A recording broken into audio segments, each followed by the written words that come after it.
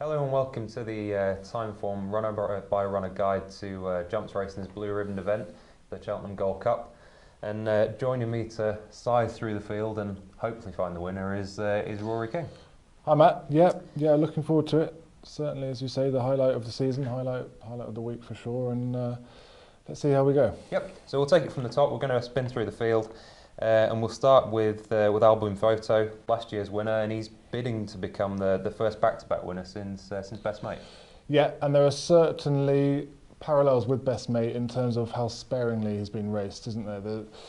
He only had the one run before winning the race last year. He's had the exact same preparation this time round. He won that race at Tremor on New Year's Day, really impressively. He beat Acapella Bourgeois quite comfortably, giving that horse loads of weight. That horse has come out and won the Bobby Joe. We actually have that as Boum Photo's best ever run. We've got him improving both subsequent starts since last year's Gold Cup. Obviously, he went to Punchestown and was beaten by Kenboy. I think the tactics played a part in that, maybe the track. That was Ruby's final ride, wasn't it? I think there was an element of everything falling right for Kenboy that day. But we've got that as a better performance from Boum Photo in defeat than even winning the Gold Cup, and again improving when winning Tremor in January. And he's obviously had the exact same preparation. Like I say, there's nothing really not to like about him, I don't think, other than how hard it is for horses to win back-to-back renewals. Yeah. And as I say, we've got him improving since last year's Gold Cup. Fundamentally because maybe last season's Gold Cup wasn't as strong as it might have been. And I don't think this year's one is a vintage one, but there's certainly a case to be made that it's a bit stronger than last year. Like I say, there's very little not to like about the horse, just that history is kind of against him. He might have to do even more. I think he'll be right there. I don't really want to be backing him to win at the prices he is right now. I was going to say, the price 72, I mean, do you think that's about right? I do, yeah. I do. You can't argue with that as the reigning champion, as a horse who looks, as I say, looks like he's even better this year. But you can't argue that it's a standout price. It's anything to get hugely excited about. I think you could even back him each way, if I'm honest. It might be 4 to 1, 9 to 2 tomorrow morning. We're filming this on Thursday morning, we should say. And he might even be an each way bet, but I'm struggling to get super excited about him from a win point of view. Yep. Moving on, second in is Bristol de Mai, who was third in the race last year. We know plenty about him. Jumping issues are a concern really at Cheltenham, aren't they? Yeah, always some concern. Like you say, he was third in the race last year. And he was second to Santini on trials day in the Cotswold Chase, giving that horse £2. But like you say, his jumping held him back a little bit that day. He made quite a serious error 3 out, which certainly handed the initiative to Santini. And I think that is always going to be a concern, as is, he does act at Cheltenham, there's no doubt about that, but is he as good at Cheltenham as he is at Haydock? I don't think he is, and he's going to have to improve from somewhere age 9, having come up short in the race before. I'm struggling to see it really.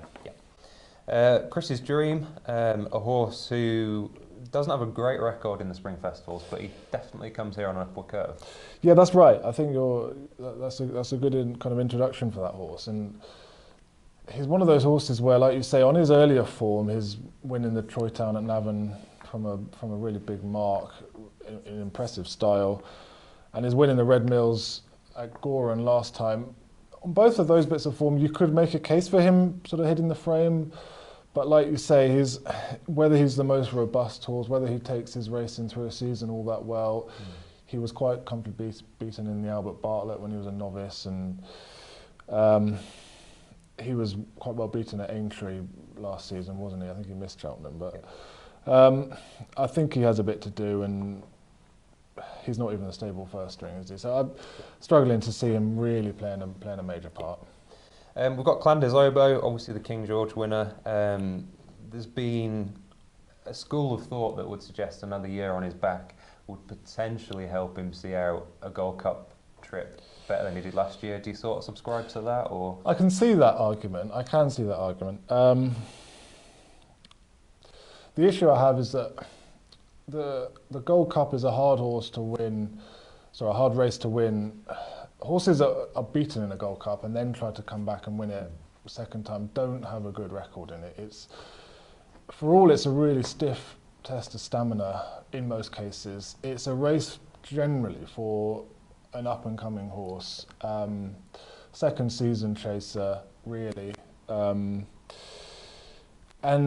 I do think you can make a case that he's at least as good as ever this year. For all that the King George form does have holes in, he did win it by a wide margin, travelling really well, drawing clear impressively. And he's had arguably a better preparation this year in that he hasn't had a run since. I think maybe last year he was left slightly over the top, given that he'd had a prep run in the Denman Chase, and it wasn't even the Denman Chase as we know it at Newbury. It was delayed a week because of the equine flu thing, so it was actually held at Ascot a week later than usual, and I don't think that helped him with that shorter recovery time. But for all, you could argue that he's had a better preparation this time around, and Nichols showed yesterday with Politolog in the Champion Chase just how good he is at preparing a horse off the back of a break for one of these big races. I do wonder whether he's quite good enough or he stays quite well enough as well. I think that's definitely a fact. I think last year he was still kind of bang there 3 out. They actually bypassed the third last year, and I don't think that whole situation helped him. He kind of got him. It was he had sort of on the inside, had to come right out to bypass the fence, but I still think that he failed a little bit for stamina, and I think that might just be an issue again this year. Yeah, I mean, just looking, he's got £6 to find with Boum Photo on the Signform weight adjusted ratings, and how do you see this being run in terms of a stamina test for the likes of Clanders Obeaux? Do you think it'll be a stern test? Well, I'm going to contradict myself slightly here, because I do think the race has changed dramatically with the news that Native River has been withdrawn. He had his setback.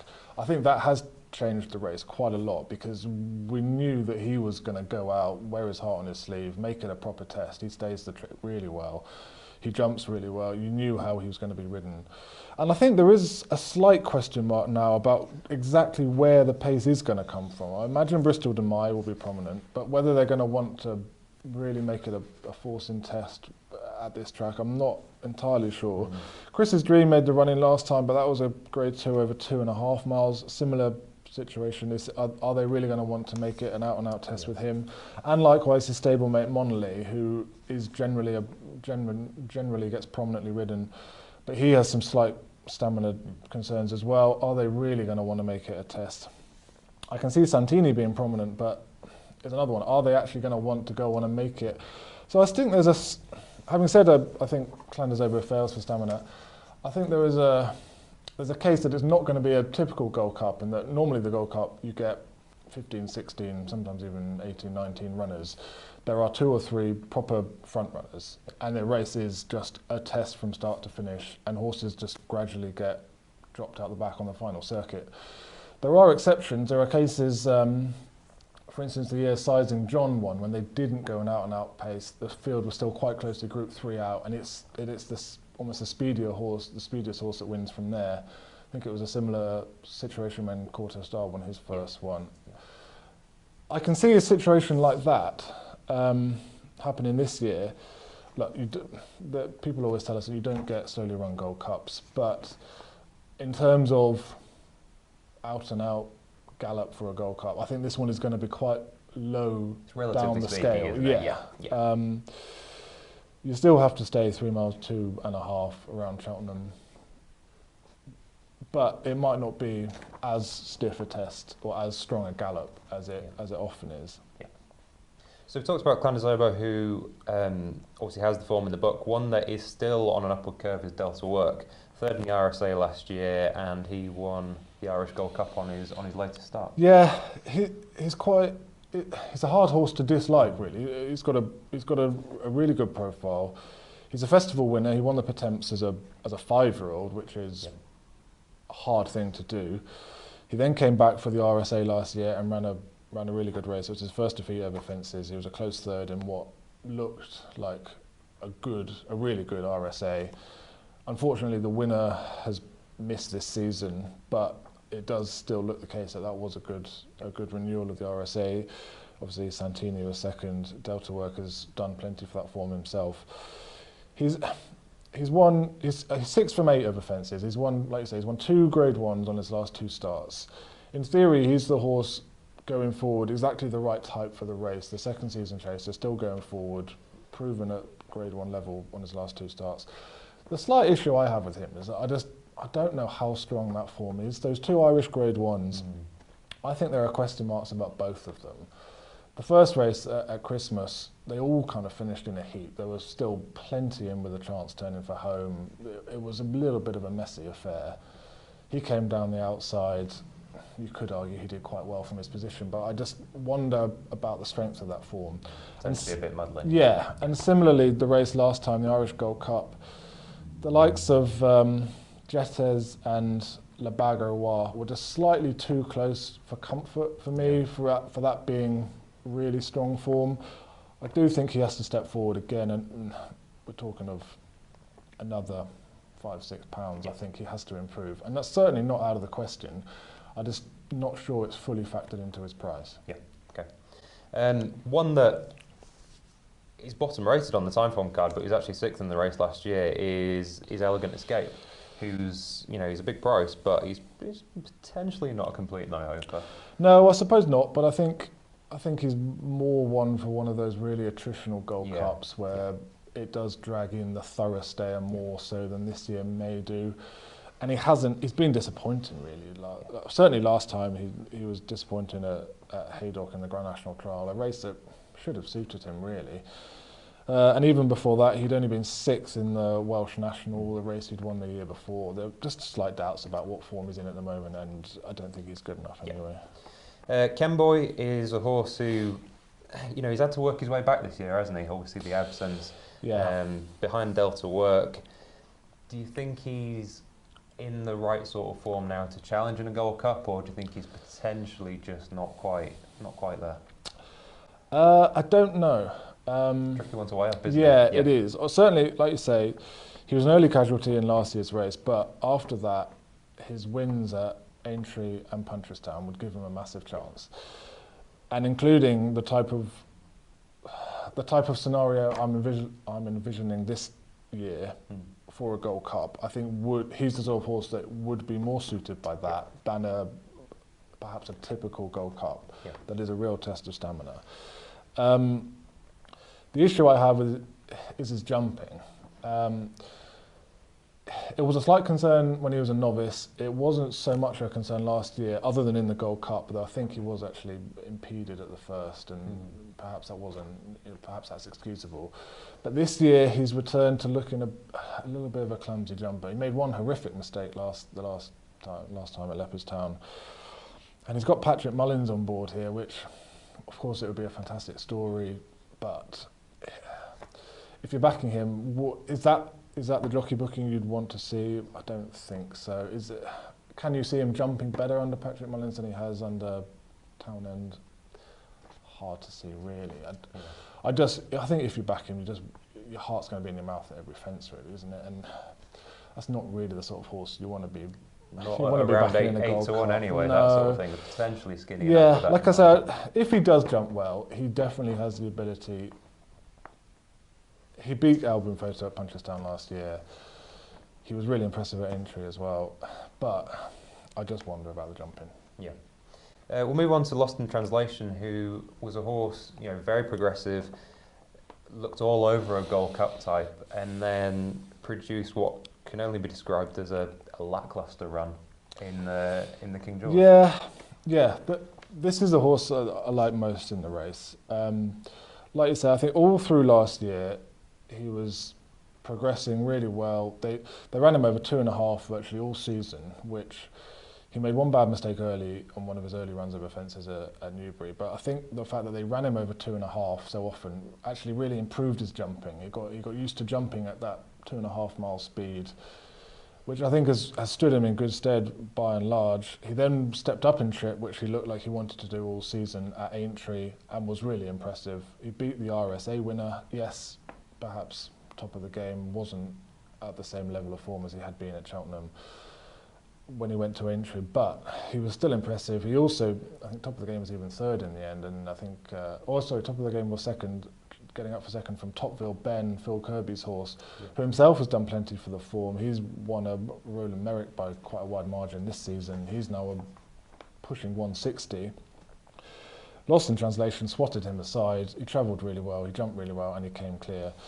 All his earlier form last season has worked out really well, not just last season, but into this season. When he was second in the JLT, he was beaten by Defi de Soy. Yes, Defi de Soy flopped yesterday in the Champion Chase, but prior to that, he'd looked a top-notch two-miler.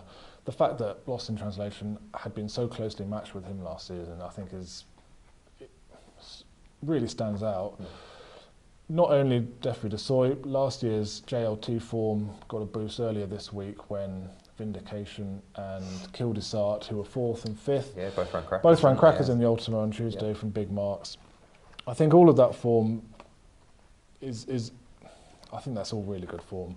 And this, like you say, he flopped in the King George, but prior to that this year, he'd done nothing to dissuade the view that he was a real strong contender.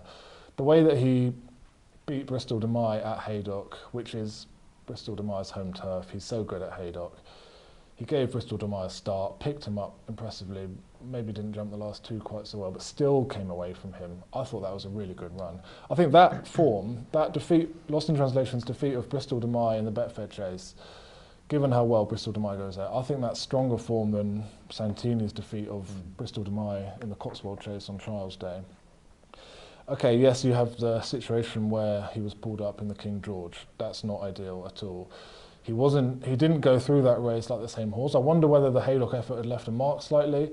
They seem to think that he had a breathing problem. He's since had a breathing operation, and he now wears a tongue tie.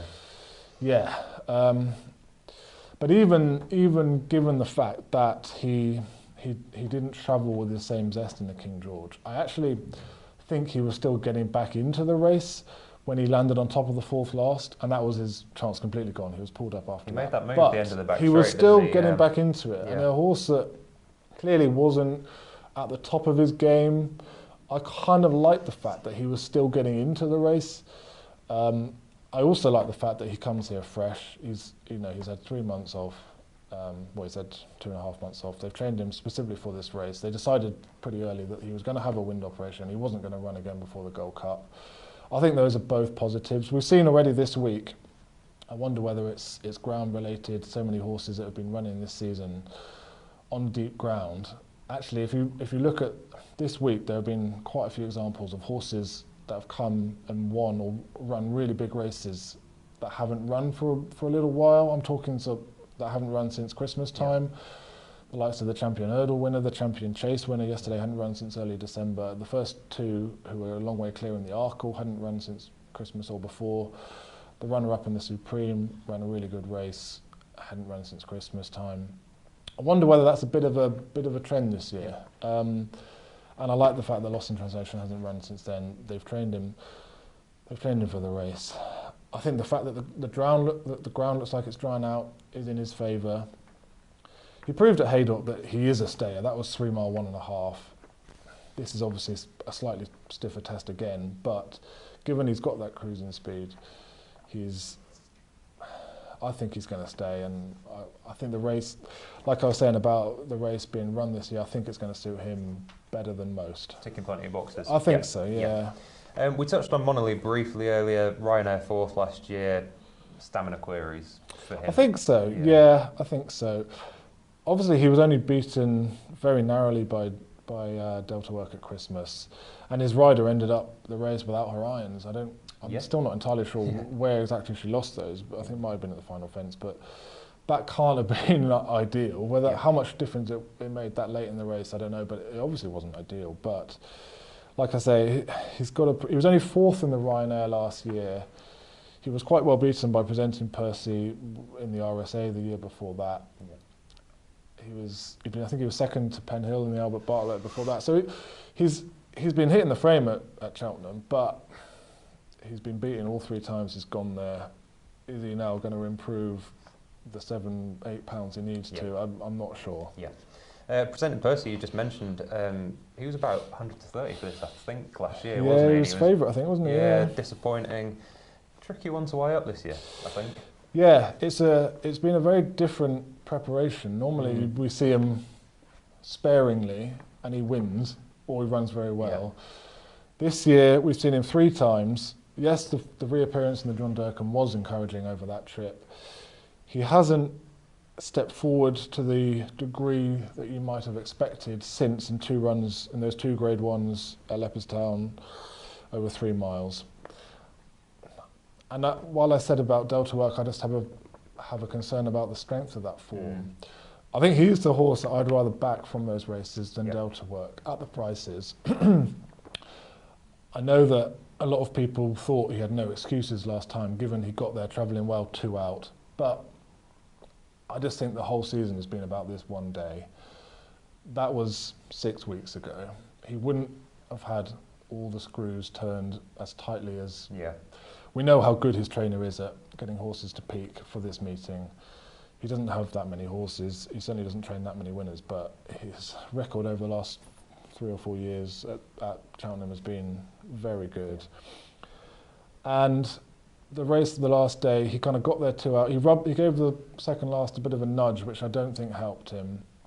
And then I think it was more of a speed thing that Delta Work and Ken Boy came back past him. It seems strange for a horse that's got the speed to cope with 2.5 miles in Grade 2 company, which saw that last year or the season before, to think that he does need an out-and-out test. But he won the Porterstown handicap chase at Punchestown as a novice, which is over 3 mile 5, carrying a really big weight. He is a thorough stayer. Were this to be a real test, I think you have to write off his run in the race last year. I think the preparation hadn't been ideal. The ground all season had limited him to just 1 run. That was over hurdles, and I think he ended up returning lame in the Gold Cup. So I think if you forgive that, and then look at his preparation this year in terms of all building to a peak for this one day, you can be quite positive about him. I can see him hitting the frame. Yeah, definitely making a case for him at around the sort of 12 to 1 mark. Yeah. A lot bigger price than last year. Real Steel is trying this trip for the first time. You know, he's no mug, he is a high-class performer. But he is. Is he a potential pace angle, given Willie Mullins and Boum Photo? It's possible that he's in there for that reason. But it is different ownership, isn't it? Yeah. Prior to his last run, I'd have given him a chance at a big price of sort of sneaking into some sort of position here. But his last run, he ran terribly the last time. He was off the bridle from a really, really early stage. He was just lifeless. Really uncharacteristic. Yeah, it was. The fact that he's turning up here suggests that they think that might just have been a one-off. But he's a massive price. He's got a bit to prove. He's got a stamina to prove. It's hard to back with much confidence after that last run. But prior to that, I think he'd been building up quite a positive profile. He'd been 4th in the John Durkan. He'd won the race at Down Royal for 2nd season chases before that, and then he'd come out and won again at Thurles when he'd beaten Footpad quite impressively. Yeah, like I said, I think I could have made a case for him in the Ryanair as well. Yep. Prior to that last run, anyway. I don't think he's a complete no-hoper if you ignore that last run, but it's hard. It was deplorable, yeah. And finally, rounding out the field of 12 is Santini. It's progressive, unexposed, 2nd in the RSA last year. Wears cheap pieces for the first time, and it looks like he's very much been campaigned this season with this race in mind. Yeah, he's got a lot of hallmarks of a sort of traditional Gold Cup horse, hasn't he? Not one that maybe isn't the smoothest of travellers. The fact that they've got cheap pieces on, like you say, indicates that. But just a sort of relentless, grinding style. He showed that to good effect when he won the Cotswold Chase. I just have some slight concerns over that form. I think Bristol de Mai was giving him £2. Bristol de Mai made a bad mistake, 3 out. Santini himself had made two quite bad mistakes at 2 of the last 4 fences. I just wonder slightly about his jumping as well. And if they don't go an end-to-end gallop or as strong a gallop as they could do, I think that's against him more than most as well. Yeah, I was going to say, they've got the cheap pieces on, which, I mean, I suspect they're putting those on to try and help him travel a little better. Is it Yeah. the sort of case where if it isn't an end-to-end gallop and he does throw in a mistake, you can definitely see him potentially just being caught out a little bit, can't you? Definitely, yeah. If he doesn't get into a super jumping rhythm, at the point that they quicken the race, which I'm expecting to be sort of 5 out, 6 out, maybe even slightly later than that, I can just see him getting caught out, like you say, and then having to make up ground down the hill is just not ideal in a Gold Cup. And yeah, you're on the back foot a bit all the time, aren't you, then? Yeah. I can just see him getting on the back foot. He's found his way towards the top of the market, or right even to the top of the market, which I think is a little bit surprising. Yeah. I don't think his chance is as strong as certainly Boum Photo, even Delta Work perhaps.